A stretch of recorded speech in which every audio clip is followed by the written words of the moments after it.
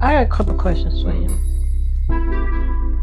So, how do you keep your peace even when everything is turmoil around you, like living with me and all of my issues and all the things that I've done wrong? How did you keep your peace? Truly reflecting on what did I do? Okay, what is my role in everything? And then I meditate on that before I act. Am I angry at the time? Yes, I am. Am I hurt at the time? Yes, I am. But I still have to reflect on what was my role and what could I have done better. Ari, take Okay. one. Now, so this is about how to find your peace.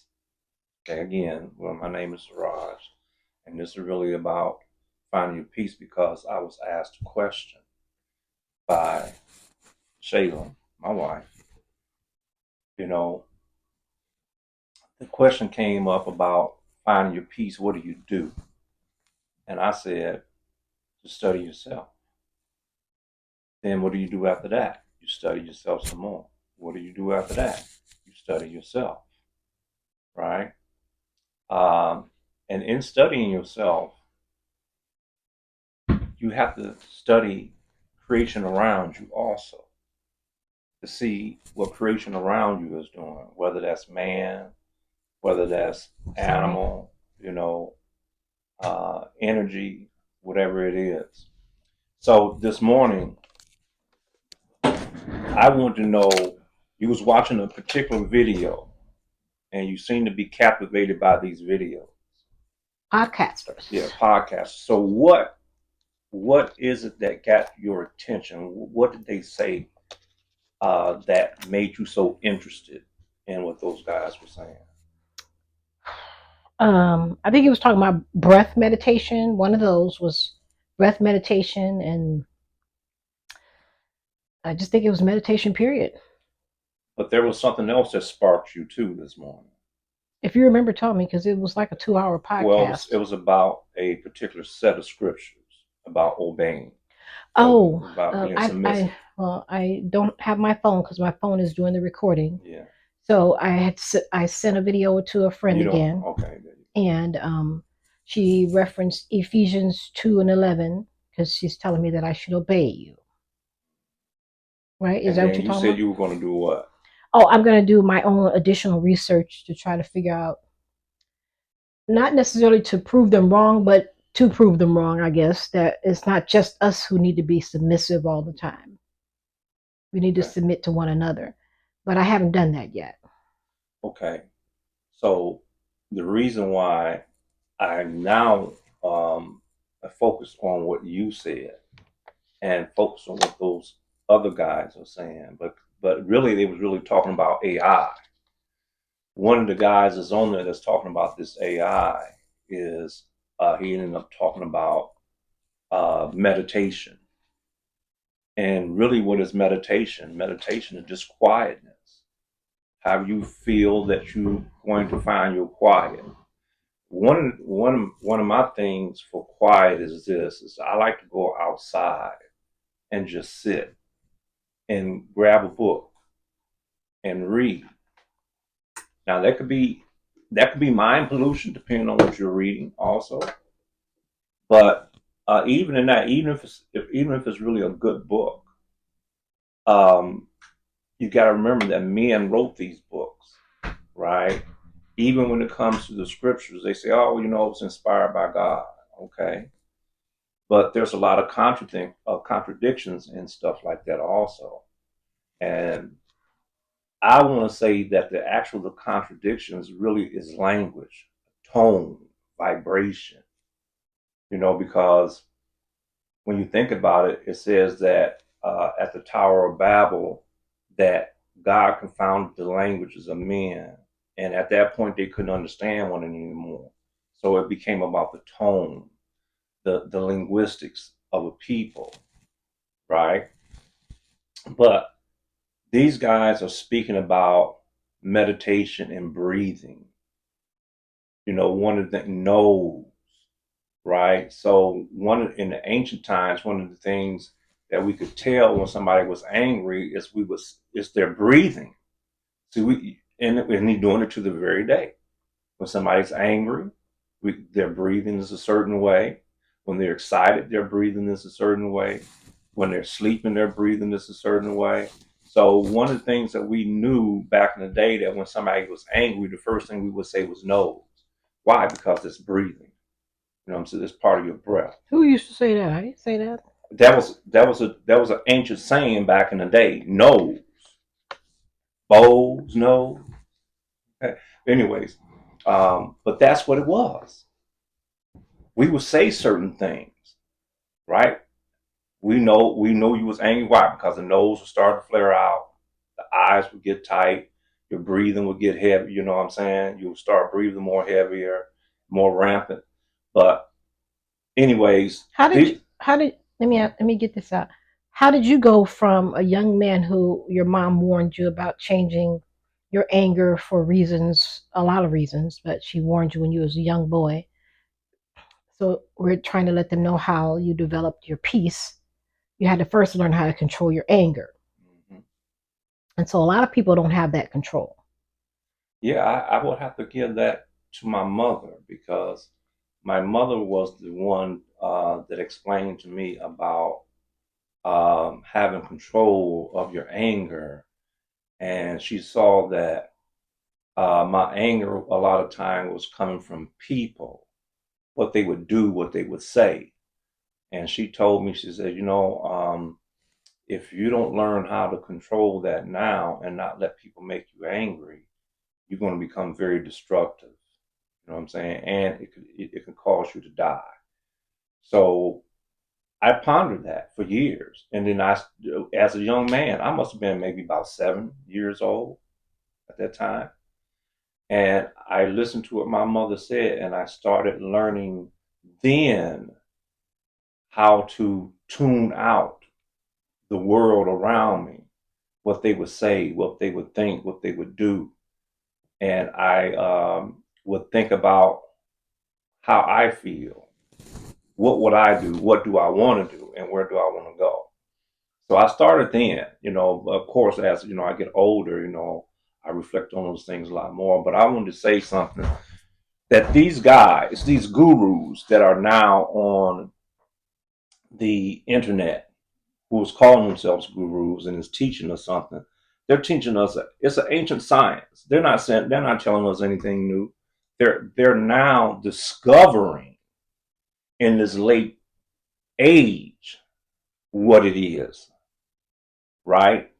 What they're doing. Now, I like the guy because one thing he said was that, that we're getting too deep into this AI. And why are we so into AI? Because we are becoming more and more antisocial.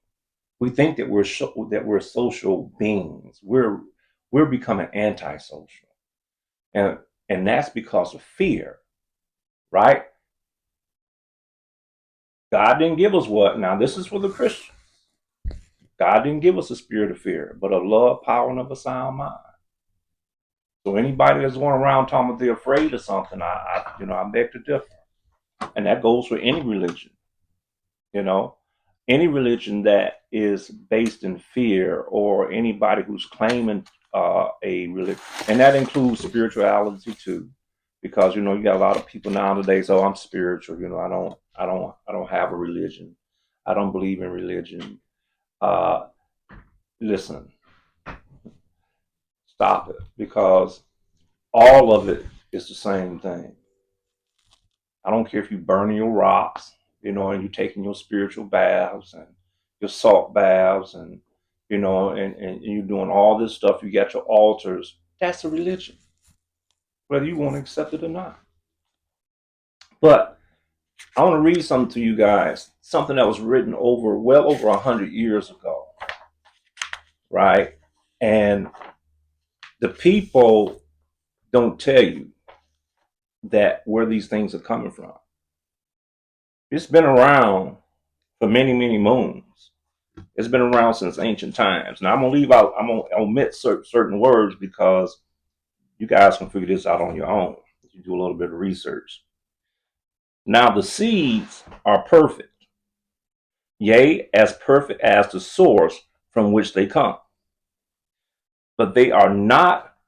But they are not unfolded into life made manifest.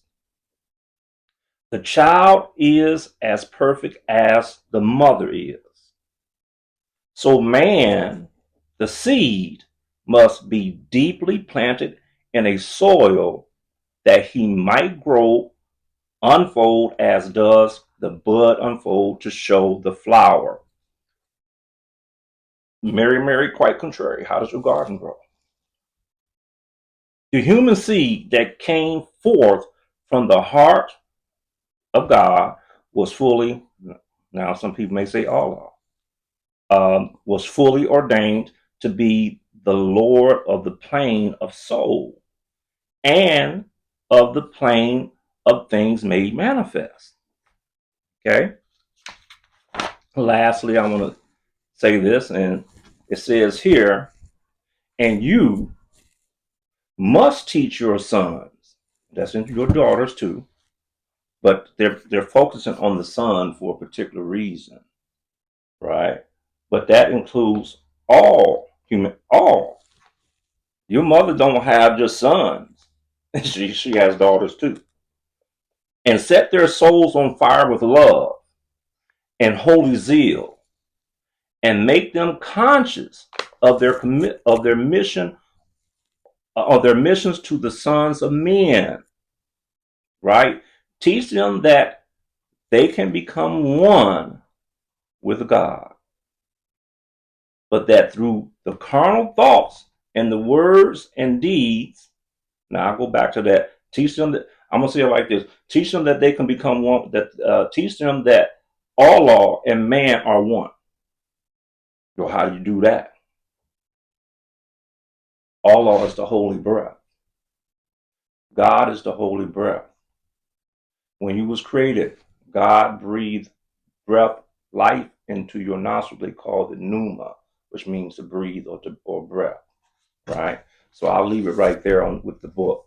But mind you, this book was written over 100 years ago, well over 100 years ago. So where did this guy get it from? You think he just figured that out on his own? Or was it somebody who was before him that taught him? And somebody before them who taught them? See, this is ancient. Why? Because God and man are ancient. You know? So I got a couple questions for you. Mhm. So how do you keep your peace even when everything is turmoil around you, like living with me and all of my issues and all the things that I've done wrong? How did you keep your peace? Truly reflecting on what did I do? Okay, what is my role in everything? And then I meditate on that before I act. Am I angry at the time? Yes, I am. Am I hurt at the time? Yes, I am. But I still have to reflect on what was my role and what could I have done better. You see what I'm saying? And how can I become better? Not the person, not the system, but how can I become better? What do I need to do to become better? What do I need to be taught? What do I need to teach myself? Or what do I need to allow somebody else to teach me so that I can be better? So that's all self control too. So, and Mm-hmm. then a story that might be interesting to tell them is how in the military taught you self control, Yes. working at the post office taught you self Yes. control. And he used to come home and tell me some of them stories, and I'd be like, man, I probably would have lost my job. Many people Yeah, you was do. not getting up in my face, spitting mad, like, well, we finna scrap, bro, for real, or go to jail, something. I have to give this thanks to my drill sergeant. His name was uh, uh, Drill Sergeant Rodriguez. Never forget him.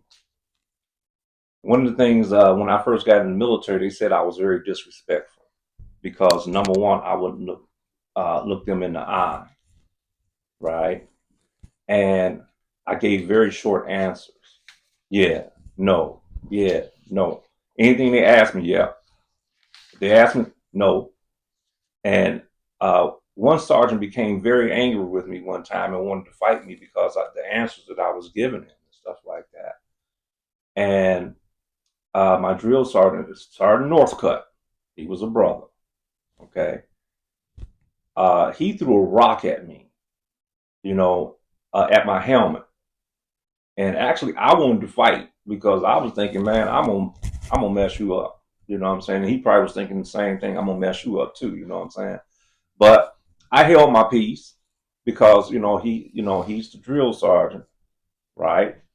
And later on that night, Sergeant Rodriguez came to me and said, Macon, he said, if you're going to survive in this man's army, you got to learn how to become a chameleon.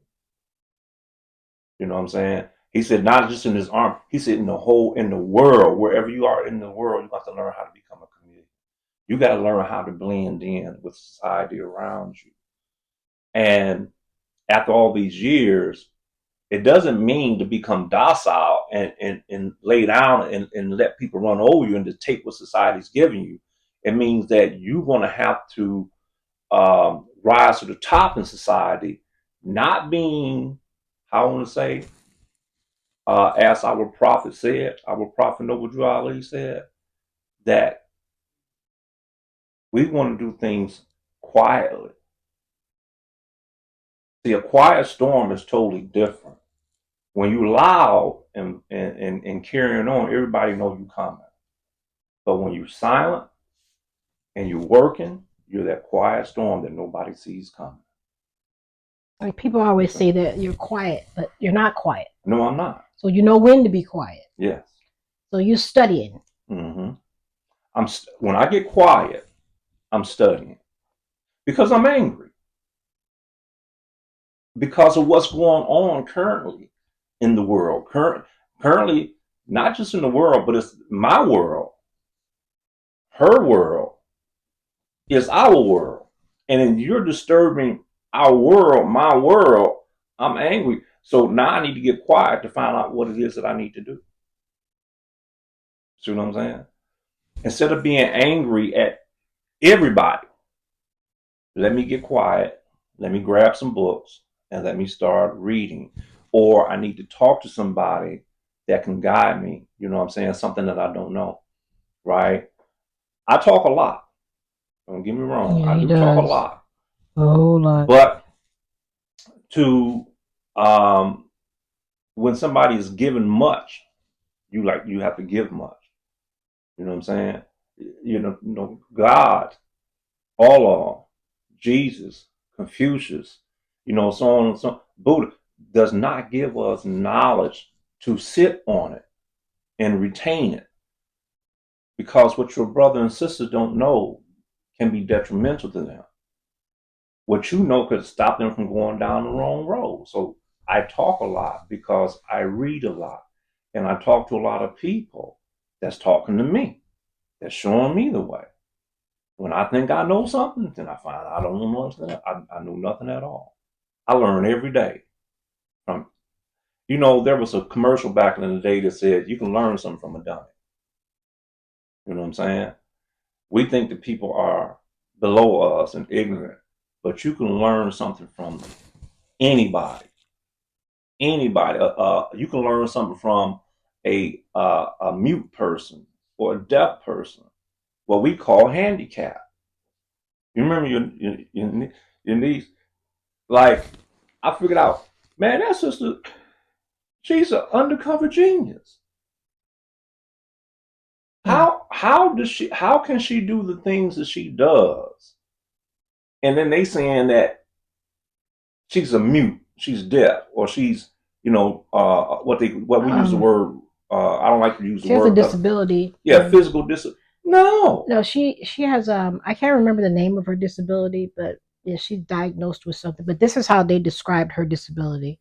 Her disability is her brain, whatever the gene was cut off in her, There was some gene that was cut off, and like her brain is like always like it revs, is like room, room, room, but it never gets there. Mm-hmm. So she's not crazy. She's definitely not crazy. No, not at all.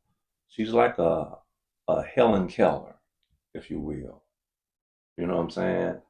But she learns differently. See, or with this, even like autistic people. Autistic people just learn differently. There's nothing wrong with them at all. But society doesn't have the patience to deal with a lot of that.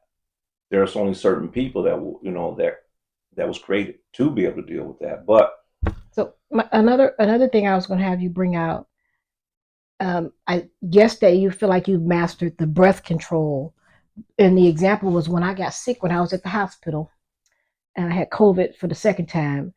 And I'm laying up in there and not knowing what's going to happen. And looking at him, he looked like he was sitting there half asleep. But at the end, what happened? I started coughing as soon as we got out of the hospital because I was holding that. I was holding my breath pretty much at a very Excuse rate. me, y'all. So and what I had to do is I had to close my eyes and sit very still. We're just getting over sickness. I'm sorry. Sit very still to, to control my breath and my breathing. The stiller that I was, the better my breathing was. But I was full of mucus. And the reason why I was doing that is because I didn't want to cough because I knew they was going to say, oh, you got COVID, you affected with it and blah, blah, blah. I might have had. But guess what? Greater is he that's in me than he that's in the world. Okay? We got to know that. How do you do that? They're already telling you. See? Mind control. Being still. And the thing, I did.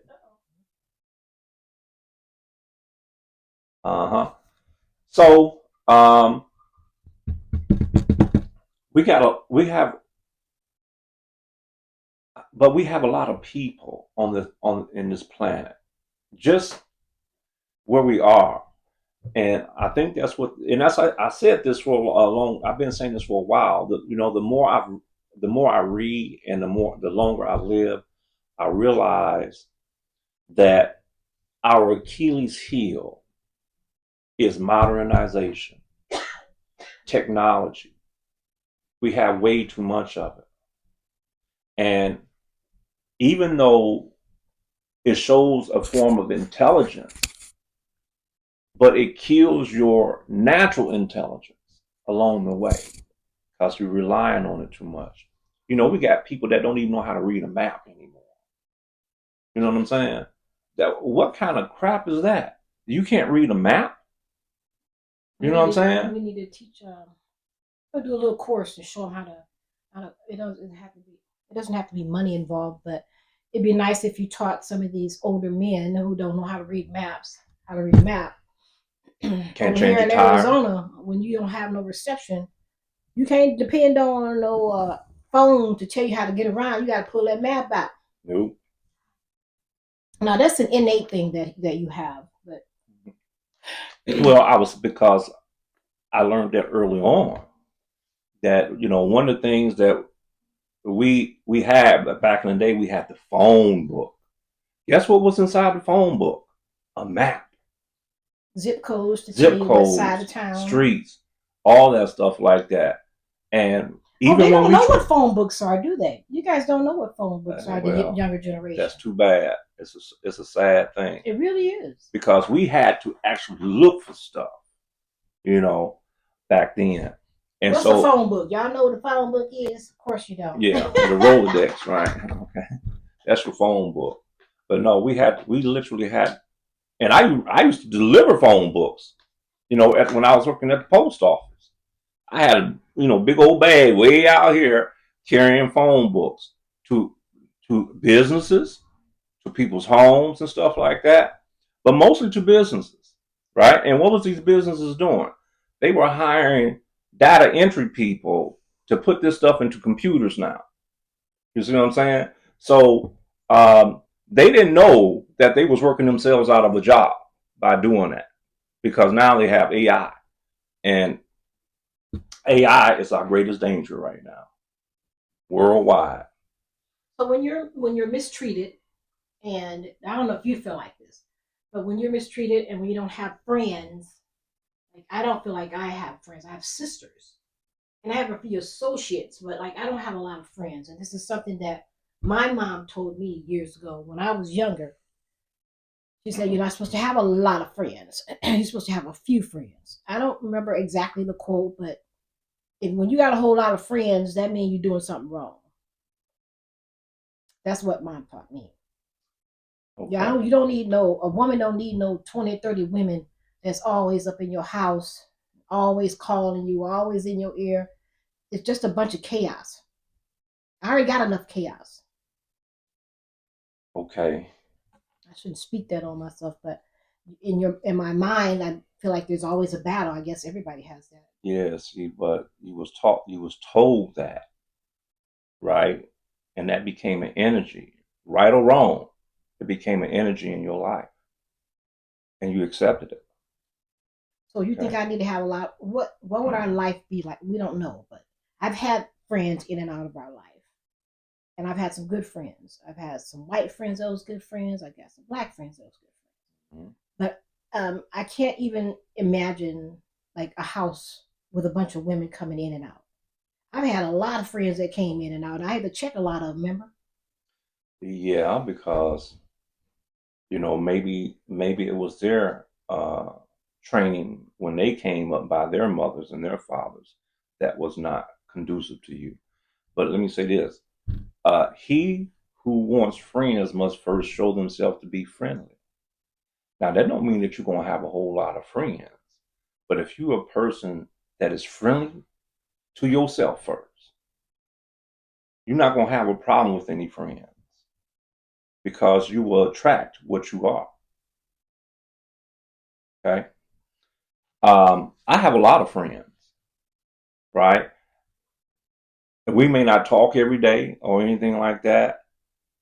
We may It may be years before we ever talk, but guess what? We know that we're friends. You see what I'm saying? Your reputation precedes you, so you have to have a good name. If you want to have good friends, you must have a good name, because that is what carries it. If you want bad friends, do bad things. You will have a lot of bad friends, and you may even have a few bad friends and not a lot of friends. Okay, so these things are coming because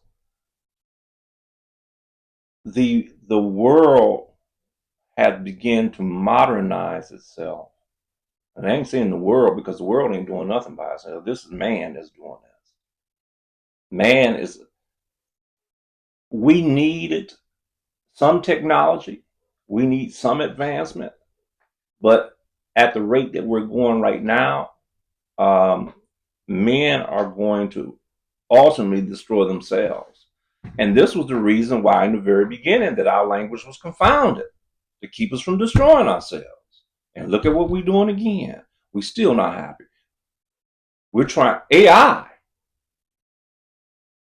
is that tower that we're trying to build to get to God.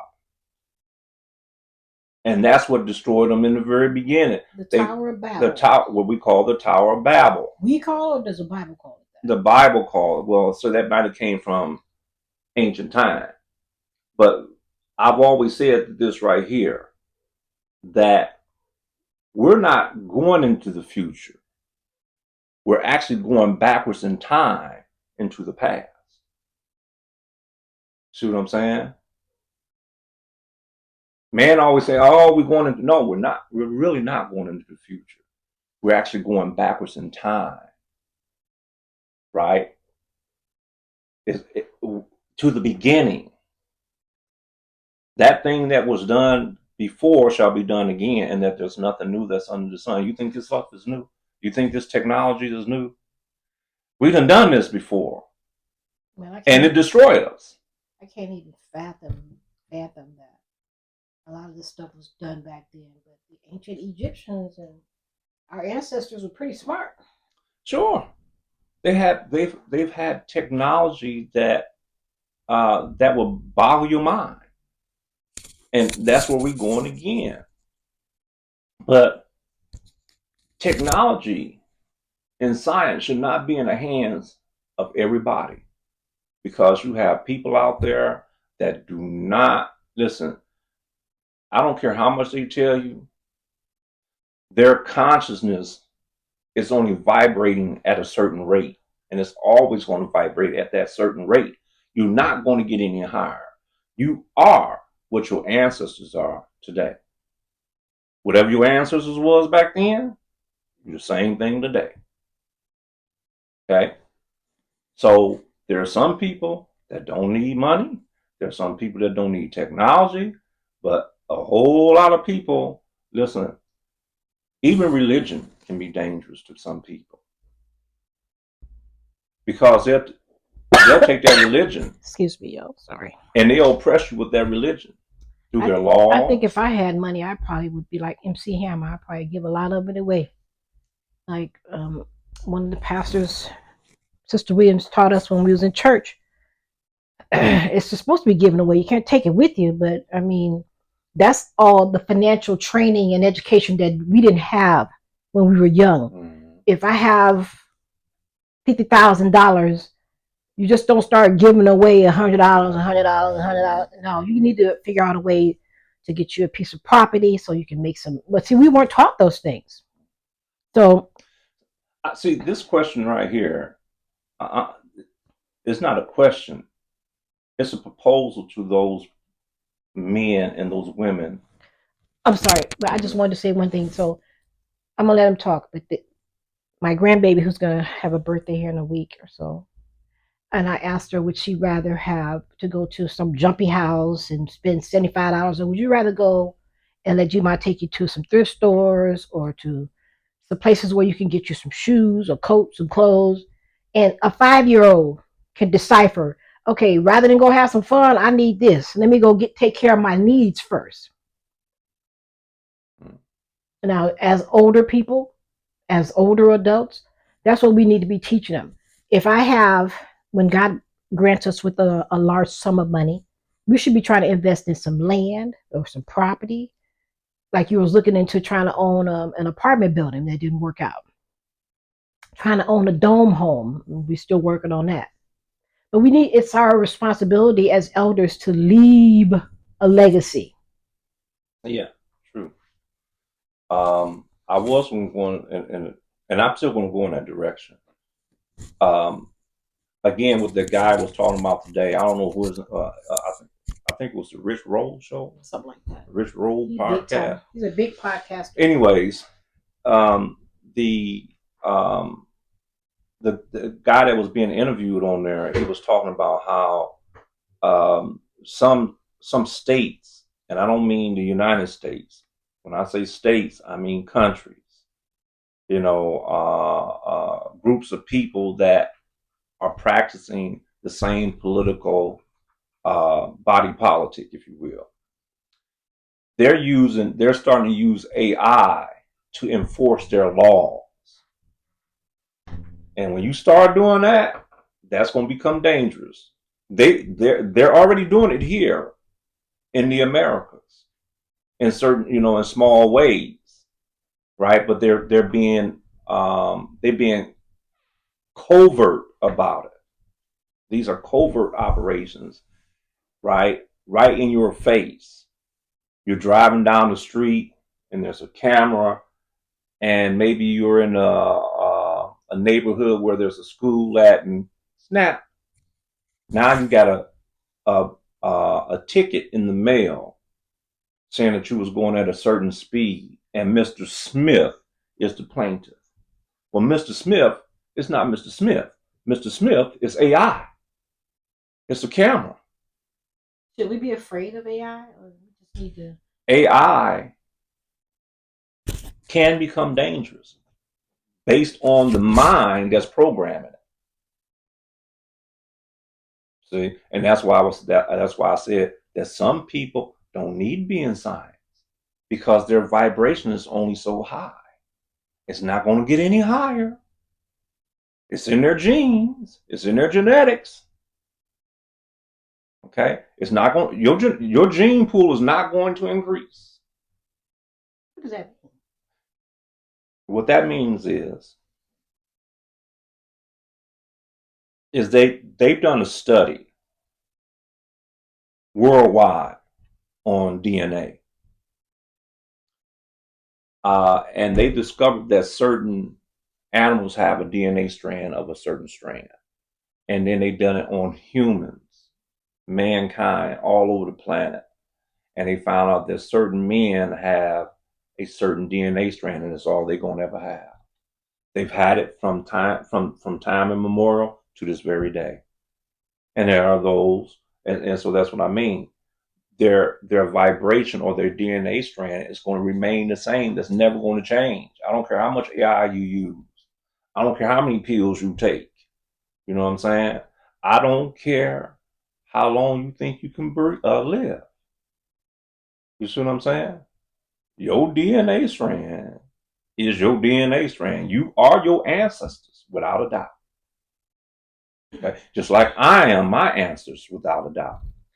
So I wanted to talk to our subscribers because a lot of our subscribers are in our age group. And we know that a lot of you guys aren't comfortable with commenting, liking, and all that stuff. But we're curious and we definitely appreciate you. So we thank you. But we actually were hoping to be more helpful to people who are younger. So obviously, some of you guys are way smarter and may have more experience in some things because, like I said, the analytics show it all. It shows who's listening. Mm-hmm. I would be interested to hear some of the stuff, how they feel about the AI, and I'm sure some of the controversial things that we talk about. Because one of the biggest issues that we're having in our relationship is it's not really an issue, but it seems like that we talk a lot about marriage issues and the problems that people don't really address, like the Ephesians talking about. I'm just jumping on that real quick, and then we're gonna go back talk about Ephesians and being submissive. Mm-hmm. So, what part of submissive? At this point, at 40 years, I'm probably not gonna do much better. Okay, but excuse me, y'all. Oh, that's funny, huh? Yeah, that's funny. It's funny. Mm-hmm. Listen, You get it. That's his next wife. I am that I am that I am that I am. Listen, and that's all that I am. Now, but you didn't even drink. You took that off and didn't even drink. Crazy. I did drink. You just, you know what I'm saying? You didn't hear it. Bolt. Anyways, I wanted to ask this question to people in our age group. Oh. The tech people probably will be in our age group, but you know, that's coming from somewhere. You know what I'm saying? This has been in the air for a long time. Remember the Jetsons? Jetson was, they were showing us in the Jetsons technology in the future. Star Trek, but particularly like the Jetsons and stuff like that, because you know the Jetsons, they were flying, they had the flying cars, and everything was out in space. You know what I'm saying? And you know they had these maids that did everything. The food was cooked by you know microwave or whatever it was, and it really wasn't even real, but that's what was going on, right? It's real artificial. Now. It's real now. But to you tech people and you rich people, right? If I strip it, and I don't want to hear this stuff because people, they say, oh, you know, because if you take everything away from me because of what I know, I can get it all back again. What's the point? You know what I'm saying? If I strip everything away from you, all your wealth and all your technology, who would you be? Would you be the same person? The same mindset? What is your goal? Is your goal is to control people? Do you want the money and the wealth so that you can have the power to get people to do things that you don't want to do yourself? You see what I'm saying? What's the point? Corporations are the same way. Corporations exist today because the corporations want to exercise a power over individuals that they truly don't even have. But we bought into it. How is a building a person? You see what I'm saying? That comes from a mind of a people that can only vibrate on a certain vibration. They'll never go any higher. You see what I'm saying? So their job is to kill your vibration and to tone it down to become what they are, to become like them. You see what I'm saying? So, and their question is, why do you guys do this? Why do you guys do that? Well, why do you do what you do? You know what I'm saying? I know why you're doing what you're doing. You can't understand what I'm doing. And neither do you need to understand why I'm doing what I'm doing. See, if you are a wealthy person, what are you using that wealth for? Are you becoming destructive with it? Are you trying to control the people with it? Are you trying to create the laws with it? You know what I'm saying? As Mayor Rothschild said, give me control over people's money. I don't care who make the laws after that. And if you're in your 50s and 60s and plus, what do you feel like you're still here for? Because I feel like that I'm still here for the purpose of trying to give some guidance to the youth of what knowledge I do have, which is limited. A lot of stuff that I did wrong, I call that my knowledge. So I can tell you what not to do. Like if you want to know how to fail, I can tell you how to do that. So yeah, the people who are 50 plus, give us some knowledge, give us some feedback. We know y'all don't like to, so I don't pressure y'all too much. Yeah, see, my thing is this is I'm here to get our people to get back to who our ancestors were. Does that mean that we're going back into primitive times? No.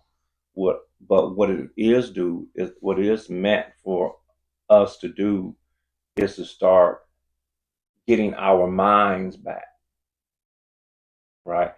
And one of the ways to do that is through the meditation, but it also is to know your history, to know what happened to your people, and when you can sit back and you can think about that, through a method, you can begin to figure out, okay, these are the steps I need to take to get us back to a certain place in time, right? But that thing it must evolve from love, truth, peace, freedom, and justice for all. Okay? So, if your money is not, if the money that you have is not doing that, then you're really just doing a disservice to humanity. You see what I'm saying? Don't disguise your technology as advancement for the betterment of all. It is not for the betterment of all. It's for a certain group of people, because you guys have always the rich have always oppressed the poor, whether that is actually, whether you have the physical money or whether you think you have it in your mentality.